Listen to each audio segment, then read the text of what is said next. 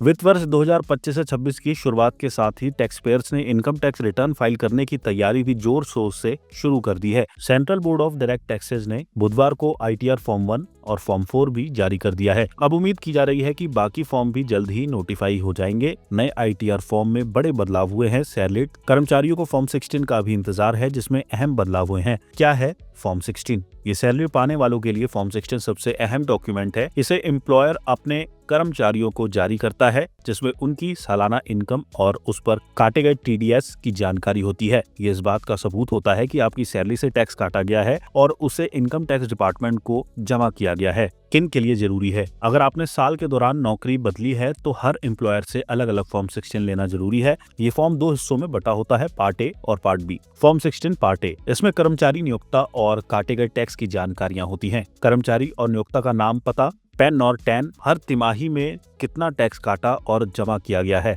यह हिस्सा टीडीएस की जानकारी की पुष्टि के लिए इस्तेमाल किया जाता है। फॉर्म 16 पार्ट बी, ये एक तरह का एनेक्सचर है जो सैलरी ब्रेकअप और कटौतियों की डिटेल देता है। सेक्शन 10 के तहत tax free allowance, section 80C, 80D आदि के तहत डिडक्शन। क्यों जरूरी है फॉर्म 16? आईटीआर फाइल के समय यह आपकी इनकम और टैक्स की पुष्टि करता है। लोन अप्लाई करते वक्त ये आपकी इनकम प्रूफ के रूप में काम आता है। अगर आपने ज्यादा टीडीएस दिया है तो रिफंड क्लेम करने में मदद करता है। ये टैक्स भुगतान और छूट की पारदर्शिता को बढ़ाता है। क्या बदला है नए फॉर्म 16 में? इनकम टैक्स डिपार्टमेंट ने फॉर्म 16 के फॉर्मेट में कुछ अहम बदलाव किए हैं ताकि टैक्स डिडक्शन, सैलरी के अलावा दिए जाने वाले लाभ और अलाउंस की जानकारी ज्यादा क्लियर और ट्रांसपेरेंट हो सके। फाइनेंशियल एक्सप्रेस की रिपोर्ट के मुताबिक फॉर्म 16 में कुछ अहम बदलाव हुए हैं। अब फॉर्म 16 में टैक्स फ्री अलाउंस की स्पष्ट पहचान की जा सकेगी। कौन सी सैलरी पर टैक्स लगा और कितना रिडक्शन मिला है, ये साफ दिखेगा। इससे आईटीआर फाइलिंग में कंफ्यूजन कम होगा और प्रक्रिया आसान बनेगी।